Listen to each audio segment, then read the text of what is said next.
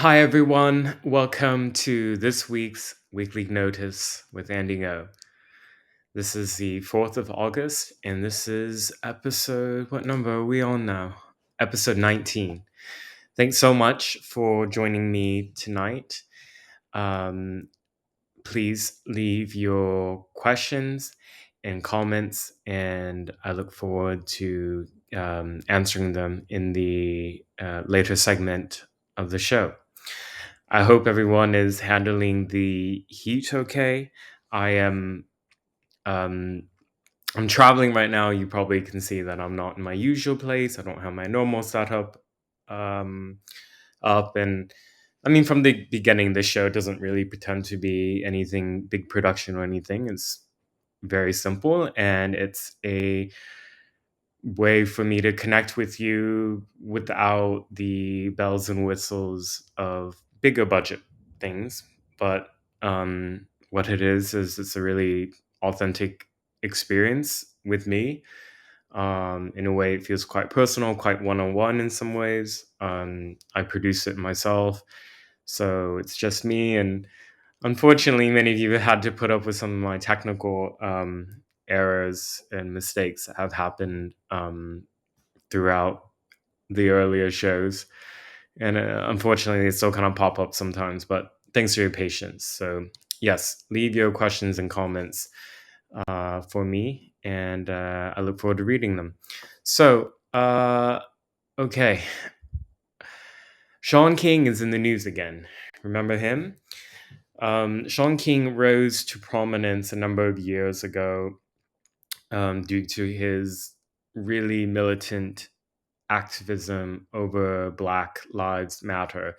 He's raised millions and millions of dollars for causes that he says are meant to benefit Black and Brown people.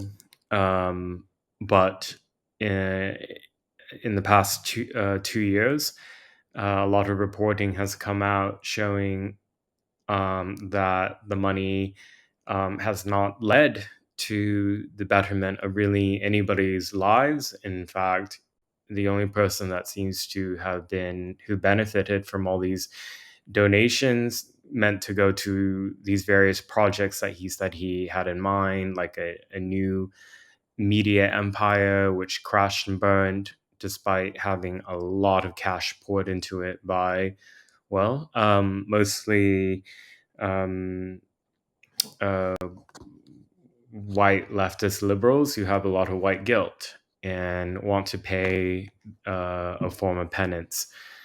Anyways, uh, he has, well, let's just say he's known for what I would call extremism. Um, a lot of his posts are directed at um, targets where he basically accuses them of white supremacy or racism, and he has several million followers across his various multimedia platforms. So he's able to sick his followers onto people in a way that, in my opinion, should violate terms of service. Um, and he threatens people on his social media account. Back in 2019, at the end of 2018, Shaun King was one of the people who led this big witch hunt over the death of a young Black girl named Jasmine Barnes. I wrote about it at the time. He and other celebrities and um, the entire leftist mob on Twitter um, believed this claim from the girl's family that a white man had shot and killed this Black girl. Shaun King falsely accused a random white man of being the killer, and that man, unfortunately, months later, ended up taking his own life. And as far as I know, Shaun King has never apologized to this man's family. Um, Last year, the New York Post did an investigative report, published an investigative report revealing that Shaun King purchased a very expensive lakeside home in New Jersey. And, uh, this is somebody who, I mean, nothing wrong with buying a nice home, and, with a nice view. But if you purport to be an advocate for oppressed and disenfranchised and poor Black people, and this is how you live, well, that's that's revealing. And we've been revealed this over and over by some of the biggest figures in BLM, like Patrice Cullors, who was revealed also through New York Post investigation to have acquired a multi-million dollar estate empire in the United States. And in addition to the organization purchasing the mansion in the United States and also one in Canada. So this is, in case you're wondering, where did all the tens and tens of millions of dollars that white people and all these corporations gave, like, what did it ultimately do? Well, this is what it went to. So Shaun King's in the news because the New York Post brought attention to Washington Free Beacon report that he had used money that donors gave to the PAC that he runs to purchase a $40,000 dog. So Shaun King has a pattern in history of very lavish spending. That's just to put it charitably. Um, and in response to that reporting, Shaun King has posted a number of unhinged posts on his Facebook and Instagram, threatening the reporters. And I'm just going to read it because it is disturbing, and it's shocking to me that this extremist is allowed to maintain his social media accounts. Okay. So he went after Kevin Shaheen of the New York Post. And so he posted that man's picture. This is Kevin Shaheen of the New York Post. He has been attacking me and my family. Kevin Shaheen is one that wrote about about him buying the $40,000 dog. So he posts Kevin's email address, and then here's the really disturbing part. Please email me at shaunking@gmail.com where Kevin lives and where his family lives. Send me photos of his home. Send me photos of him and his family. That's what he and the New York Post have done to my family. So I'm going to return that pain back to him. So he appears to be, not appears, he's threatening this reporter's family, and is asking his 3.8 million followers, I think, for photographs of this reporter's family and places where they live. So I don't know what the laws are in New York State or New Jersey, but this appears to border or be criminal harassment to me. And particularly since he's quite explicit about returning what he says pain to him and this individual's family. So he went after that reporter, and then he also went after a female reporter, Isabel Vincent. I'm going to pull that up in a moment.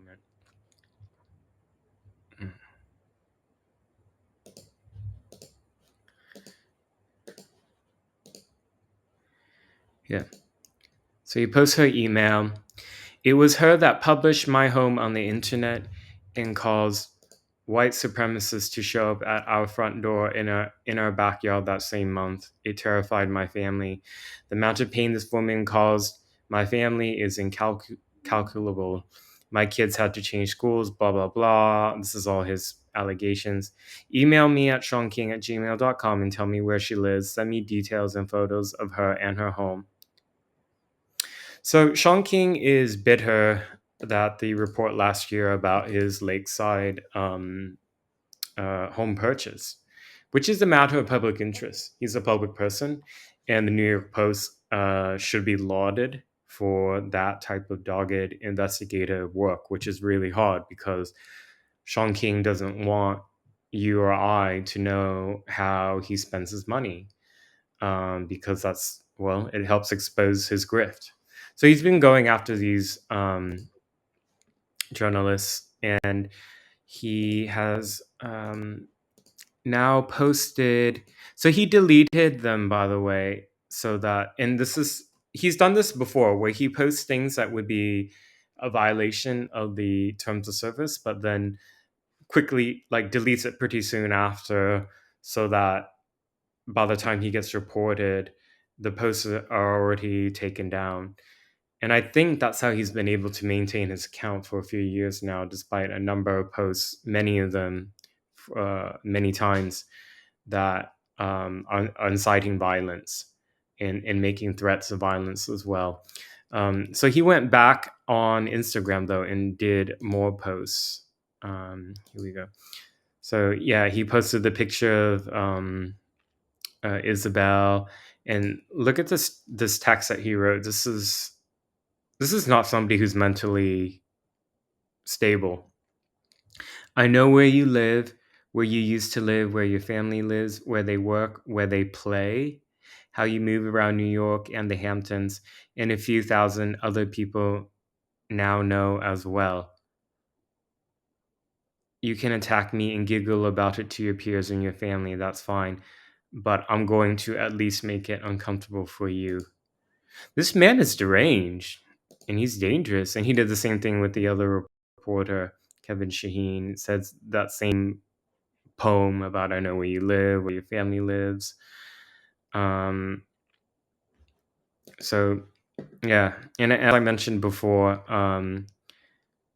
uh, yeah, Shaun King kicked up a mob, almost literal mob, against a random white man, over the death of this black girl, Jasmine Barnes, in late 2018. And by the way, I forgot to mention a moment ago, the people who were later arrested, um, prosecuted, had trial, were convicted of her murder with two black men.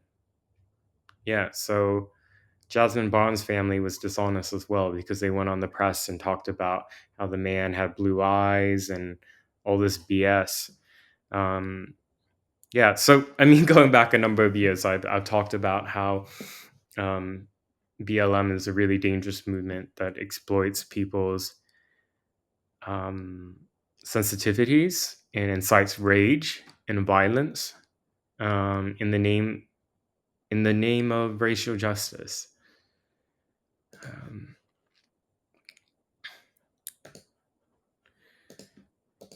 so, do you guys remember that back in May, in my live stream, I talked about the autonomous zone in South Atlanta?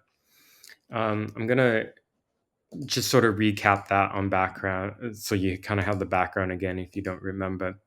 So, yeah, back in May, violence broke out at this autonomous zone in South Atlanta, and groups of far left extremists who have traveled from across the United States descended on this area, wooded area, in South Atlanta, where the city council had already approved the construction site of a law enforcement and first responders training facility. So the far left had said that this is a cop city. That's the term they're using for it, and they're trying to stop it by any means necessary. So how they've been doing that is by occupying the site of this construction. Back in May, what happened is that some construction workers went in and they were attacked by these violent extremists. And by the way, just like with the autonomous zones that Antifa on the far left did in Portland and Seattle, it just it turns to misery and destruction. So, this is like the nature of their infrastructure. It's them building these like nailed together wooden things. Um, So they did also a lot of things to try to sabotage any constructions here. So they put a bunch of nails in the trees and all that, so that if workers were cutting down the trees, that the nails would ruin their equipment, or maybe possibly even injure or hurt the construction worker. So when police responded, by the way, to try to protect the construction staff, the rioters there then threw Molotov cocktails. One caught fire, the other one did not ignite. They threw at least two, and that was caught on video. So back in May, I talked about this. A number of them were arrested. Here are their mugshots all over, by the way. They were almost all from out of state, from as far away as Berkeley, Wisconsin, um,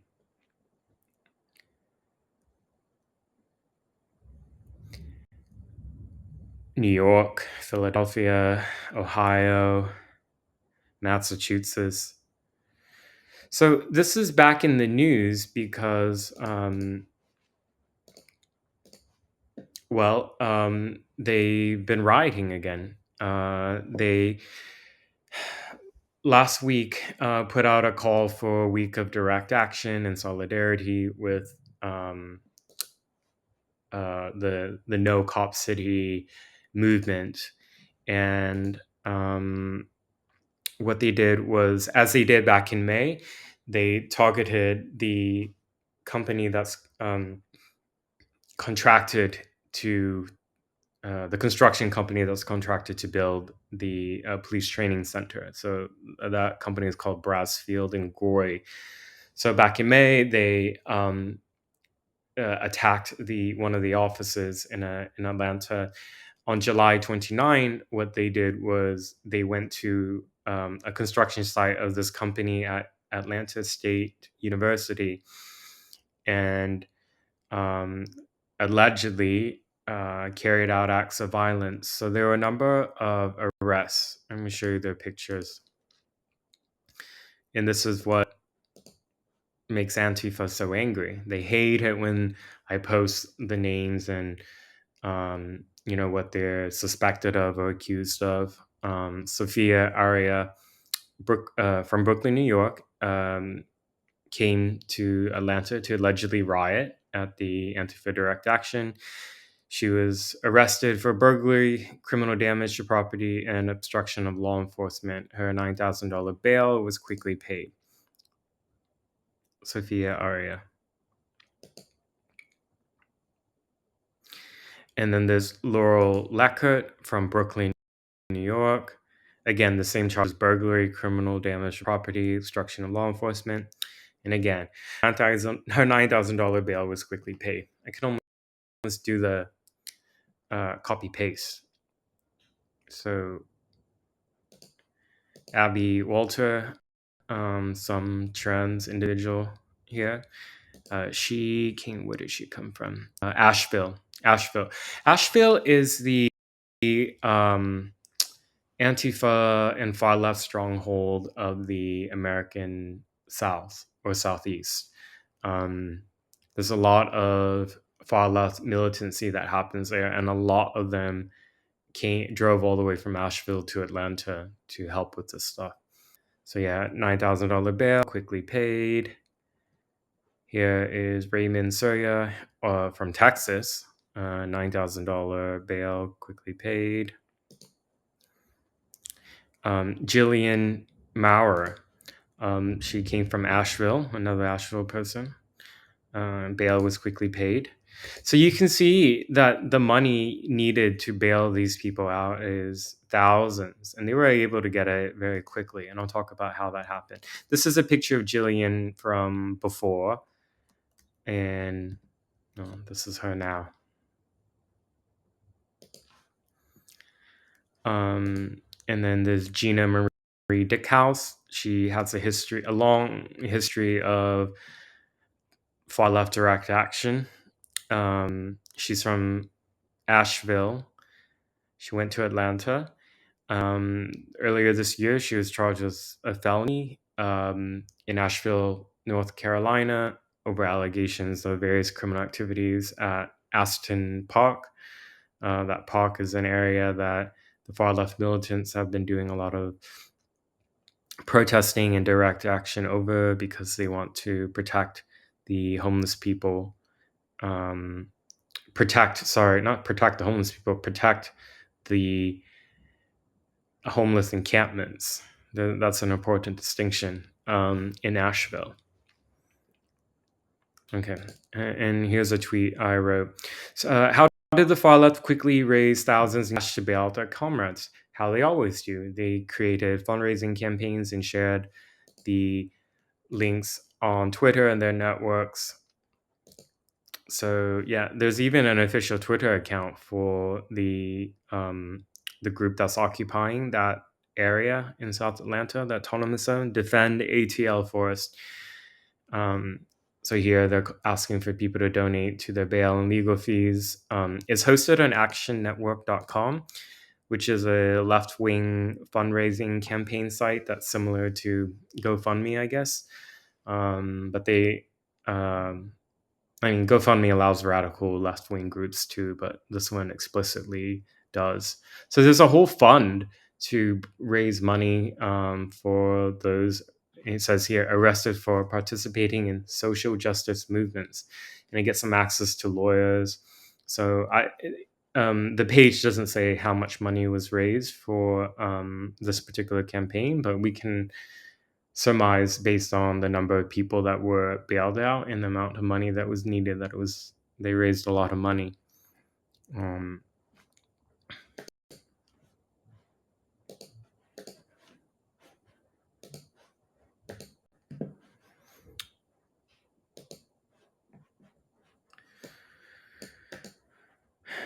and as always, left wing violent extremism happens across the United States every week. I mean, I only talk about a fraction of it on the show because there's so much that happens. Um, so, going to the other side of the country now. In Berkeley, California, there's been a lot of violent organizing over.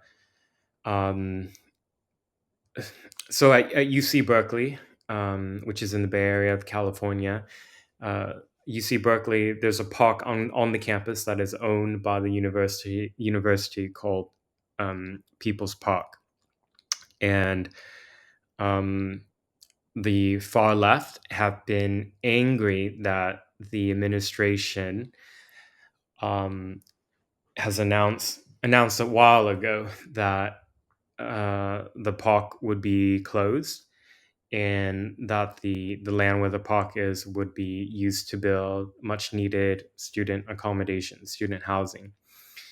And the reason that the far left have been angry about this is because there are vagrants who live there.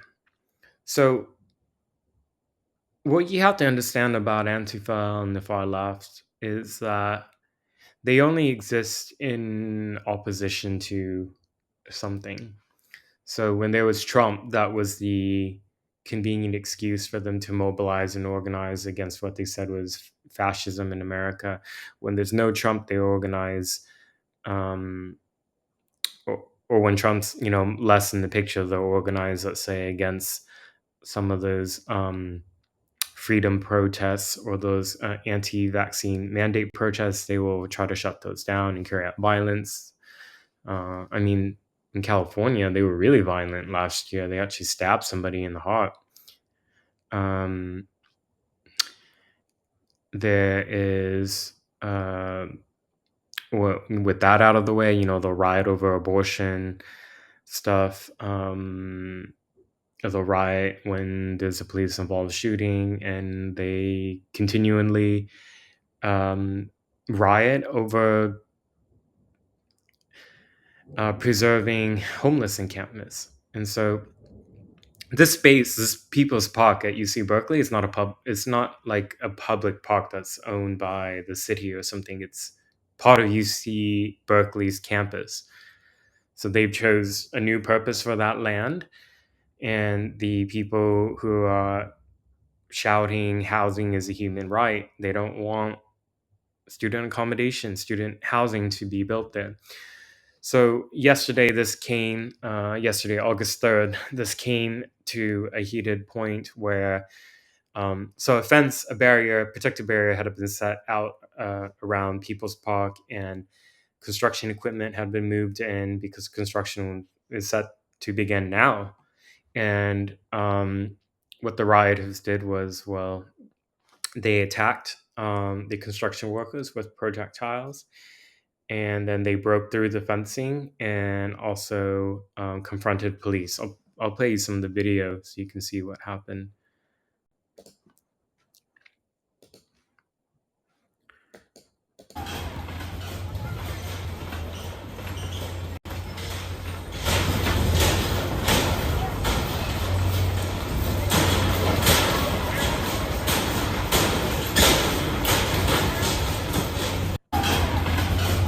Yeah, so they're shaking and trying to break the fence. This is very similar to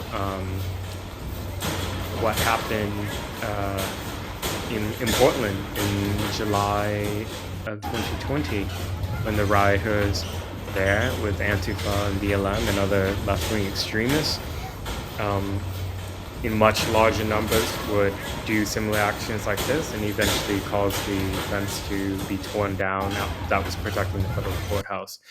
So they did that, and then here's this other video that you need to watch.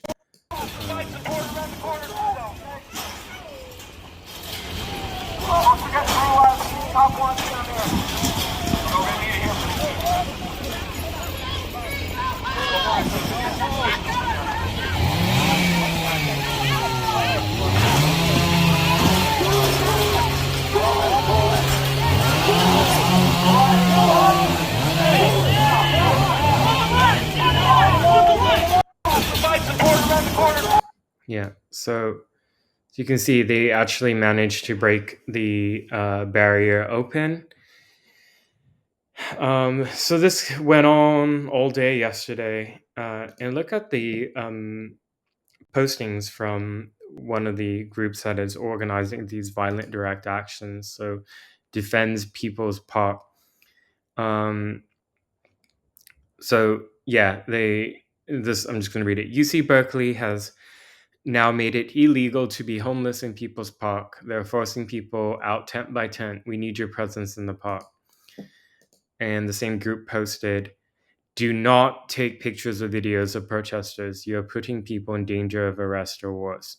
So, this is a criminal conspiracy, and they have successfully threatened a lot of journalists from recording what happened yesterday. So you saw in some of those videos, some of them are by far left people with cameras, and they intentionally don't record where you can see the heads or the faces of those who are trying to break down the fence, for example.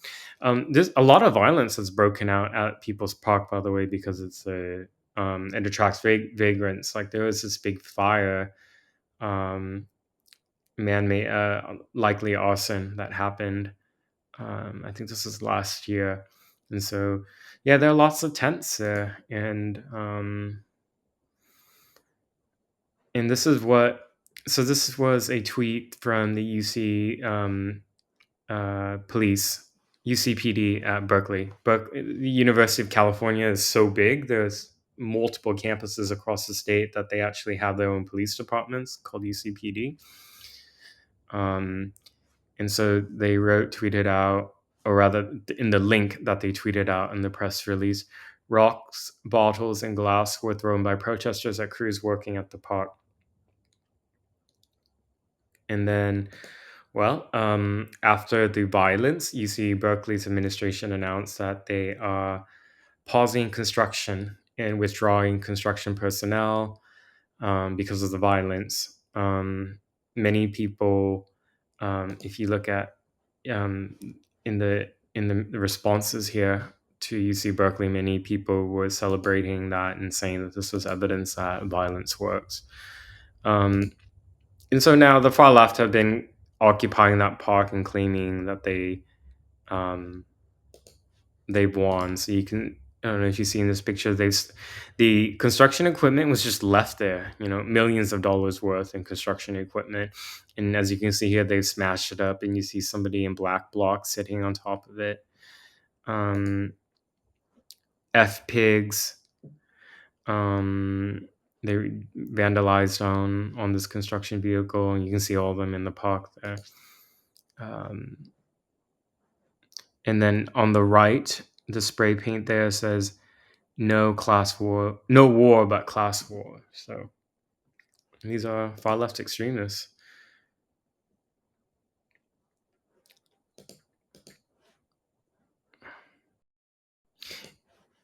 In Portland, by the way, a lot of what the Antifa have been doing in their ongoing war against the city for trying to clear homeless encampments is that they attack the offices of any of the businesses that are contracted with the city to do any of the cleaning.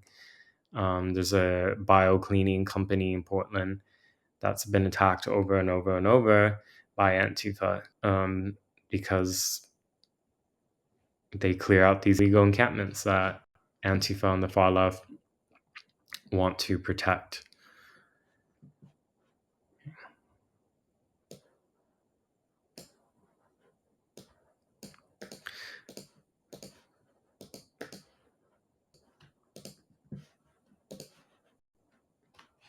So last week I talked about the case of Rachel Bean. You guys remember her?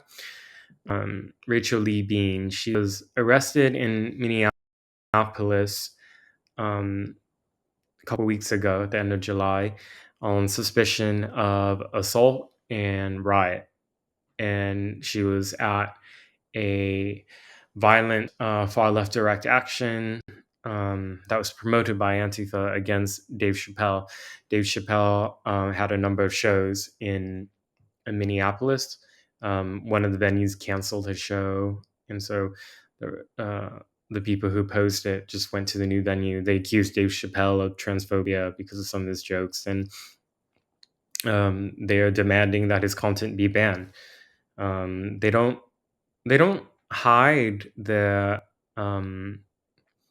tyrannical demands actually, and despite being very transparent about it, the mainstream left is generally quite sympathetic to them still. Um, but I think about the bigger picture here, which is that you have a movement of people who are threatened by comedy. I mean, that's who they are. And Dave Chappelle's jokes on trans people is always contextualized in a way that's actually very humanizing to trans people.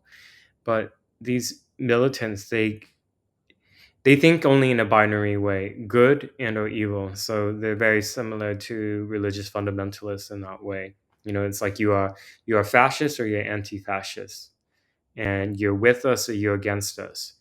You're you're racist or you're an anti-racist. So their thinking is binary. By the way, they're the most binary of people, despite so many of them claiming to be non-binary gender-wise. Um, so some update on this story. Um, Mia Cathell is a reporter at Town Hall now. She and I used to be colleagues. She was an editor until earlier this year at the Post Millennial. Now she's a reporter for Town Hall. She does great stuff. We co-authored a number of pieces together for a couple of years, actually. And she's continued on the Antifa beat. Give her a follow on Twitter if you don't follow her anyways. Anyways, she did some digging on those who were arrested on the same day that Rachel Bean was arrested, uh, opposing Dave Chappelle. And I'm just going to highlight some of her report because it's really great. So here, Mia Cathell at Town Hall. And Quifa, meet the white BLM activists who were arrested at an anti-Dave Chappelle protest. Um, and Quifa is not a slur that she's titled for them. It's how one of the radicals identified herself, as you can see on this picture. That would be Natalia Slaughter. Okay. So, yeah. And here are the mugshots. That's Rachel Bean's mugshot, by the way. She still has not been formally charged by the district attorney's office yet in Hennepin County, although the case remains open. There was a big fuss over the fact that I misspoke and said that she had been charged with assault and rioting when the technical term is that she was arrested on probable cause charges. So, state by state, the the protocols for arrests and charges can be different, and it can be actually very confusing. But clarity is important there, and I shouldn't have made the mistake that I did in my tweets. She has not been formally charged. She was arrested on probable cause. A distinction there that I'll clarify for the record here.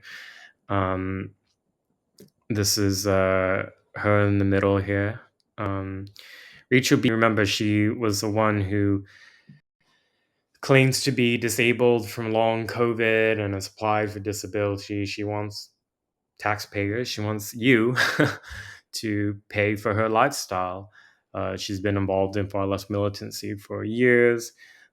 She claims that she's incontinent from uh, long COVID. That was the highlight of my focus in my report last week on this individual.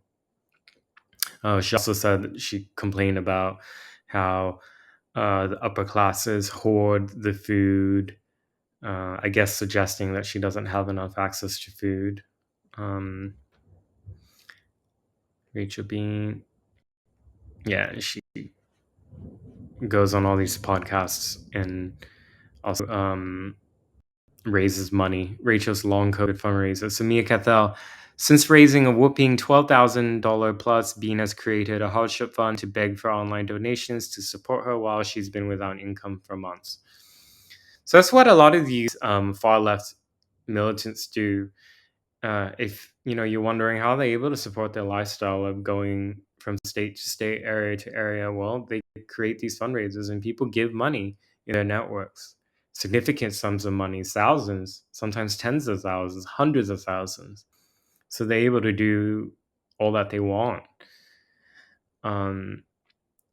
Natalia Rizzo Slaughter is the one who was identified as the Anquifa.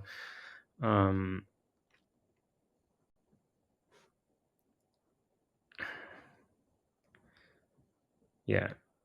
She goes through these leftist direct actions in these dramatic costumes. Like here she is dressed as death. And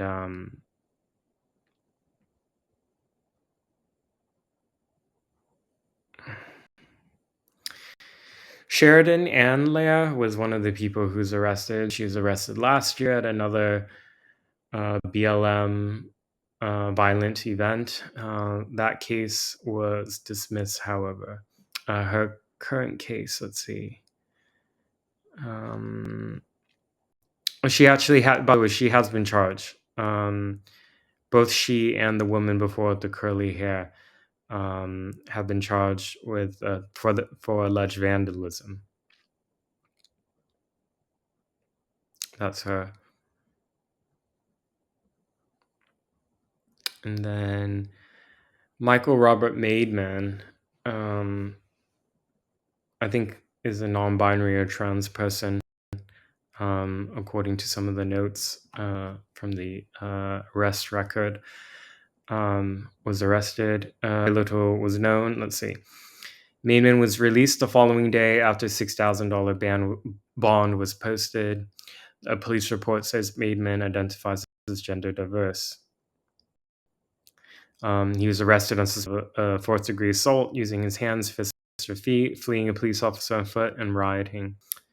And Rosemary Julia Coron was also one of the people arrested. She's from St. Paul, Minnesota.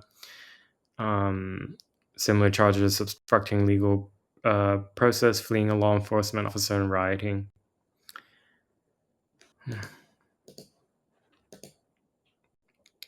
And a number of groups, by the way, fundraised on behalf of these people when they were in jail.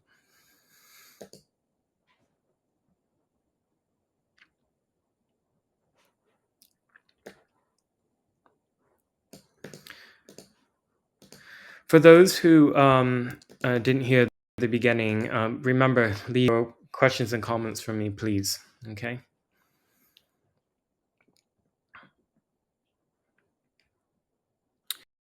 So, a report that I worked on this week and other places I've also reported on is about an attorney based in Virginia and Maryland named Amber Maiden, who was um, suspended from practicing law in the state of Maryland after the court found that she wrote a 20-page racist anti-Semitic screed against her, who was her client at the time. And she's a BLM style activist attorney. The court also found that she failed to resolve a very big conflict of interest. Um, so this is Amber Maiden, and uh, this is a quote from the letter she actually wrote, believe it or not. You white people, almost everything you say and everything you do really pisses us off. Ghetto Prince talking now, because you people are so insensitive to all the effed up S word that happens to us, like German Nazis. And you expect us to cry over your pain, please. So she actually wrote this quote was part of a 20-page letter that she wrote to her client, and she talks about, she accuses him of racism, of him being a Jew boy who benefits from white privilege. She says he's greedy. So the backstory, I'm just gonna this is from my locals, by the way. Please join me on there if you haven't already. I always plug it because it's a way for you to, if you like my work and you want, to see me continue to do this, you can support me through like a monthly or yearly pledge, whichever. Locals is ngo.locals.com. Anyways, and you can read my um, mini reports on there. So yes, the Maryland Court of Appeals sanctioned her over that letter. And so what happened was that in September of 2019, a man named Brian Reza retained her to him to appeal a case where he was suing the State Department, alleging that he had been discriminated based on his sex. Maiden says on her LinkedIn that she specializes in integrity and fairness in employment lawsuits. She's very big on the diversion, inclusion, and equity stuff. So they sort of discussed a plan on how to raise the damages demand. She said that she was for her to then become a co-defendant in the case. She had requested some documents from the State Department in this lawsuit, and allegedly they turned down her request, or didn't fulfill all of them. And so her response was then to join the lawsuit and say that they didn't turn over these documents because of her race and that she was a victim of racism. So Maiden suggested raising the damages demand to $20 million. So they honestly sound like two greedy people. It doesn't matter what their race is; they're greedy. Um, the relationship broke down after Riza objected to her wanting 50% of any damages awarded. In reaction, Maiden sent him a 20-page letter rant saying he was a greedy Jewish man who benefited from white privilege. So this is from the Court of Appeals ruling. I'm just going to read some of it. I'm going to read some of the highlighted parts.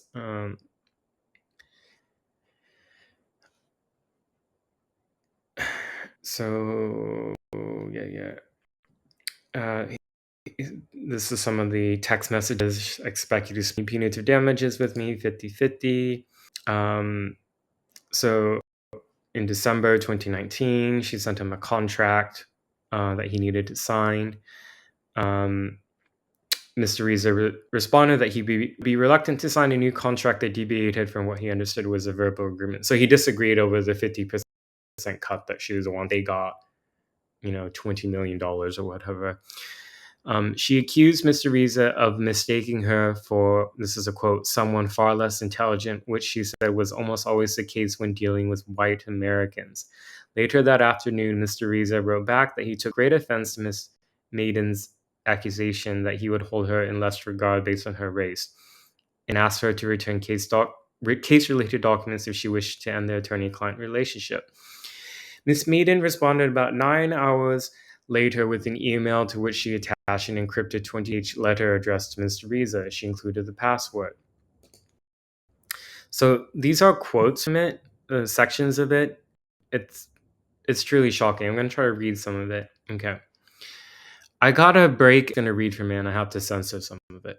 I got a break into my African American dialect, lots of cursing, so you will understand that I'm 100% that bitch and not to be effed with. I can tell from my first in person conversation with you that the best in your mind is lots of money. But me, I'm different. So we have a values conflict already. We have to manage it. I can tell you right now, money does not move me the way it moves you. And I would say you're obsessed with it, and that's very unhealthy. At the risk of offending you, I'm going to say it's probably because you're Jewish, I think, and that seems to be part of your culture. With the men, anyway, the women are different. I'm skipping forward. I'm not dissing your culture, not exactly, but I'm saying that all cultures have some dysfunction and unhealthiness to them. Black Americans, for example, hate to effing read and write, and there are reasons for that, primarily slaveries. Jews don't have that problem. There are some reading and writing MFers and some calculating MFers, all into the money. Sometimes it's too much. It turns into a love of money, and this is a very dangerous thing for the Jews in Germany. This is a letter she wrote a client, like, and I mean, you can see based on the grammar and the swearing and all that. I'm shocked that this was somebody who is barred in the state of Maryland, or barred anywhere, I should say. Let's talk about the money. You don't want to give me 50% of the punitive. Well, technically, if we ever see them, punitive damages, which is such a crapshoot, you can only get them because of me, only because of me, exclamation mark. The law that we are requesting the punies under, it was written for me, not your white ass, for me. Skip forward down. I know why you like this. If you are in fact Jewish, this is part of your culture. Y'all Jew boys and that money is anti-Semitic for people to call you out for the effed up S word you do. No, it's not. Okay. Yeah. So you can read the longer of this report on my locals. And yeah, I think this mindset but is emblematic actually is of a certain subset within Black identity activism. There's already been a number of, just in the past few years, deadly and really violent attacks by Black identity extremists on Jewish people. There's an animosity there that it's not really discussed in the public because, well, the problem is whenever in hate crimes, if the suspect is not a white person, um, then the media is generally not interested, and leftists become silent or really uncomfortable discussing, and often they will deny that that any type of, like, let's say, Black anti-Semitism or Black Asian hatred even actually exists.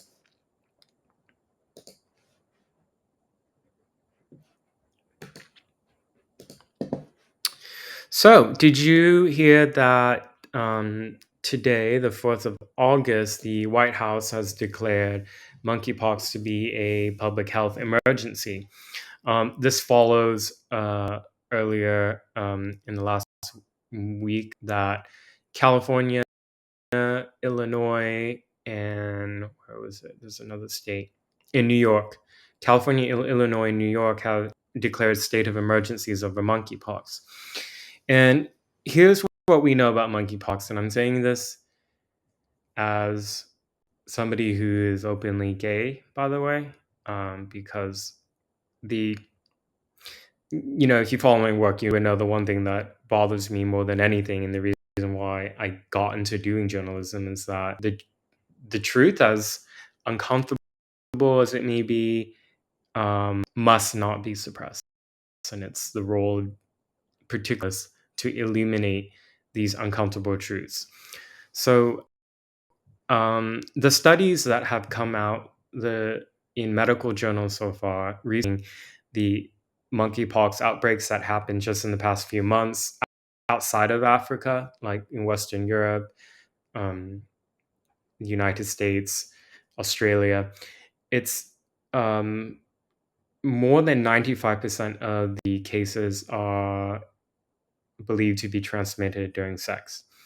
And almost all of the infections are happening, by almost all, I'm talking about 95% plus. The study that came out in the New England Journal of Medicine found that 8% of infections came from gay and bisexual men, or you would say men who have sex with men.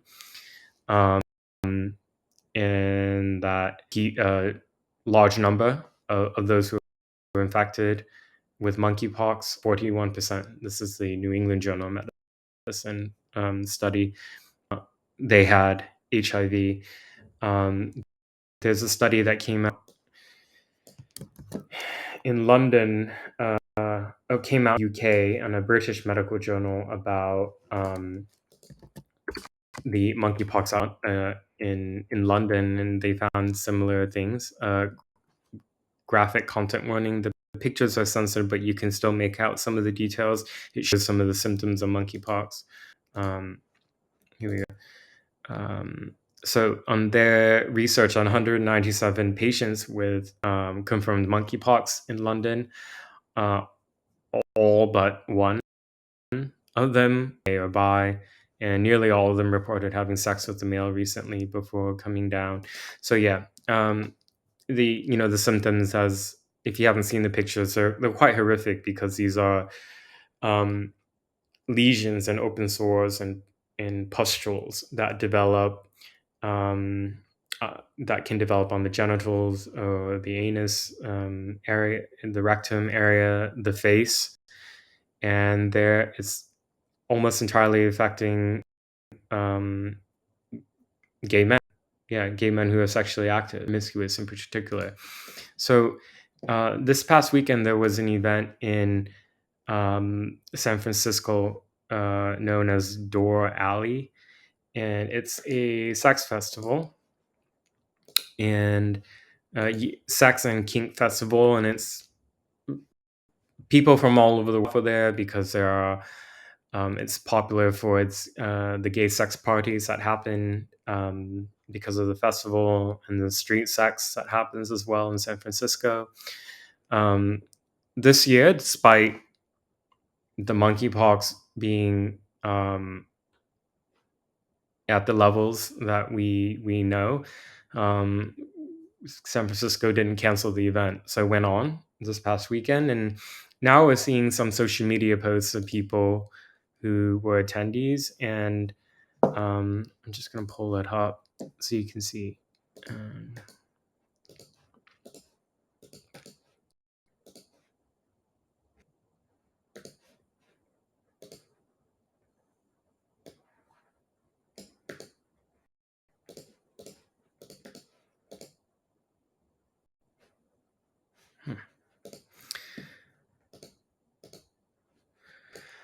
so, some attendees of that Door Alley uh, Sax Festival in San Francisco alleged that some attendees came with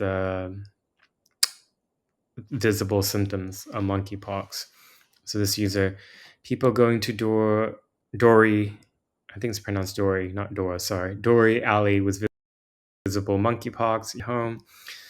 This says, there's an ER dog I messed with a while back who's very much in the circuit cruising. Cruising is having is gay slang for seeking sexual partners like in public spaces.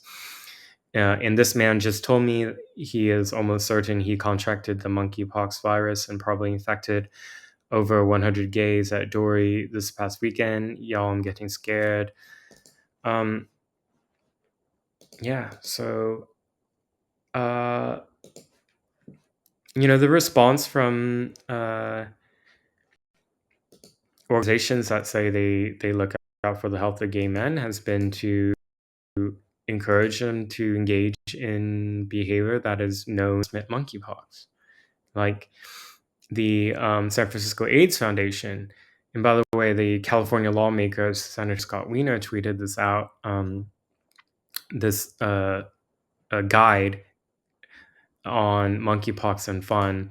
So yeah, this is the official guide, Dushi's guide to a doorway alley without fear of monkeypox. And look at this. This one part that I saw was just I I I couldn't believe that this is something they put in writing and shared it out, because it's from a public health standpoint, it's reckless, and it's wow, it's putting people's health at risk. We've been hearing all the time about we should be worried about medical misinformation. So they said the section called "Cover Up Your Own Bump." See a bump on your skin and worry that it might be monkeypox. If you're not sure and you still want to go out tonight, cover it up with a band-aid or clothing before you go out. What kind of reckless information is advice is that from a health organization in San Francisco? Wow. Okay. And the last thing I'm going to show before I get to questions and comments is I'm going to give a content warning because it's really graphic. I'm going to warn you. It's like bloody graphic, but this hey, this is a news show, and you should see it. So Portland has experienced surges in violent crimes, shootings, homicides ever since after George Floyd died in Portland. The city council defunded police, demoralized police, took away a lot of their, dismantled the gun violence reduction team, alleging racism. There was a woman on the 21st of July in Portland who was the victim of a random shooting. There was a shooting on the street. She was driving by during the day, and she a bullet went through her nose, and she recorded some video while she was waiting for emergency services to come. The video has just now come out, and um, she called into city council at a meeting yesterday, and she's been speaking out about what is the city doing to address this epidemic of gun violence. And she was so lucky. I mean, if that, the angle, if it was just slightly different, that that bullet would have went into her brain or into her eye. But here's the video you should just see. And it was published by Genevieve Roima, who's a K2 news reporter in Portland. Graphic content warning. Okay. I'm so scared. I'm driving gonna hurt Shaun. It's gonna be okay. Yeah. Better make sure. Somebody shot me into my car. That's so close. Okay, I don't know where it's gotta relax. Okay, I don't know, my face somewhere. Yeah, you're bleeding. Oh my god. There's a bullet hole right there. Yeah, I see the bullet hole. You're gonna be okay. You're not. You gotta try to relax. Okay, oh my god. Okay. Horrible. Her name is Katie Guzunko, and so she's been testifying to city council in today's city council meeting. She cited statistics that show a stark rise in shootings since June 2020. You'll remember that's when city council voted to defund the police.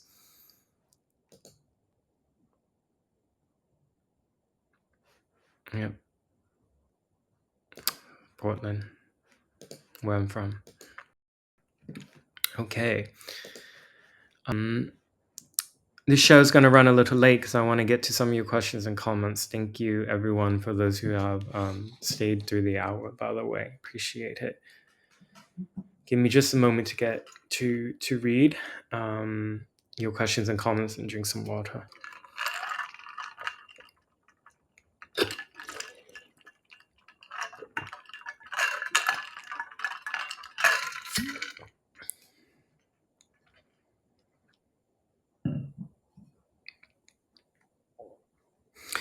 Uh, Austin Graham asks if Alex Jones can be sued for misinformation. Why not everyone who pushed the false BLM narrative? So there's a trial ongoing right now where Infowars host Alex Jones um, is sued by two parents of a child who was killed in the mass shooting in Sandy Hook. Um, Alex Jones, in some of his shows years ago, speculated that the shooting was a hoax and that these were actors and all that. If you watch any of his shows, it's I mean they just it's a lot of rambling and random ideas and thoughts. And I I thought I understood generally America's defamation laws, but I still have a lot more to learn. I'm very confused as to how they've been able to sue on defamation claims and get it to the point where it goes to trial. I would have thought that a judge much early on would have dismissed the case because the things that Alex Jones says, he doesn't stand by them anymore now. He says he has long accepted that Sandy Hook actually happened. But even if he didn't, those are statements of opinion. Uh, so which are protected under the First Amendment. So um, I don't understand if there are any people who understand the legal technicalities of this case. Email me, let me know because I don't understand it. But as to why not everyone who pushed the false BLM narrative be sued? Okay, pushing aside just the legal stuff, lawsuits are really, really expensive, particularly in the United States. It's really the most expensive place, I think, in the world to pursue litigation.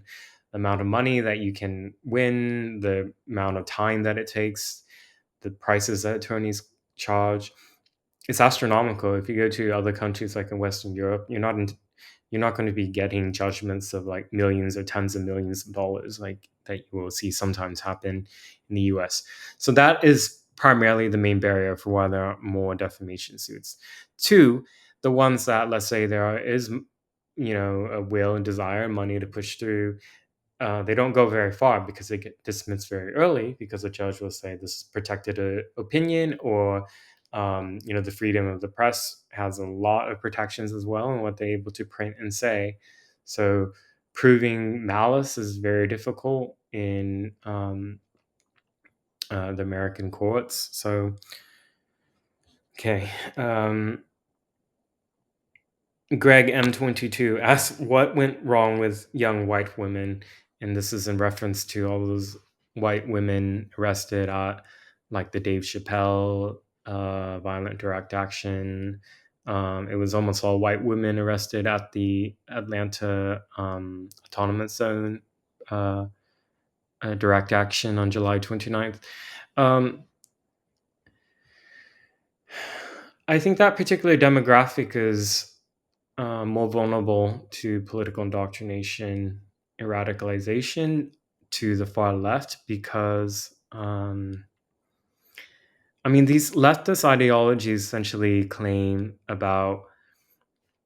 it's about exploiting people's um, feelings that there's like a social justice issue at hand. And I believe the social science research shows that women on average are more compassionate and more motivate and perhaps there's some research showing that women are more yeah, they're more easily prone by the compassion is an issue. I think that on average affects women more than men. Social sciences and psychology is not my strong point, so I apologize if I don't say anything very clearly or if I can't be more specific. But because of that, it it's easier, I think, to radicalize the average white woman to the far left than, let's say, to the far right. You notice that, and we notice something different happening on the uh, radical far right. By that I'm talking like neo-Nazi groups and such. These are almost entirely men. So there's something about how the militant radical extremist ideologies will attract either more men or more women. I haven't looked into the literature on this. There must be on it. I mean, it's an observable pattern. Um, but it's, yeah, if any of you have recommendations on literature or anything on this, let me know. Because as you see, it's not an area that I know a lot about, but can certainly attest that yes, it is white women who are being drawn into these radical leftist movements like Antifa, like BLM, and also the ones who are being pulled into this whole critical gender ideology stuff too. The ones who are transitioning and suddenly proclaiming that they're trans and non-binary. Okay. Comments.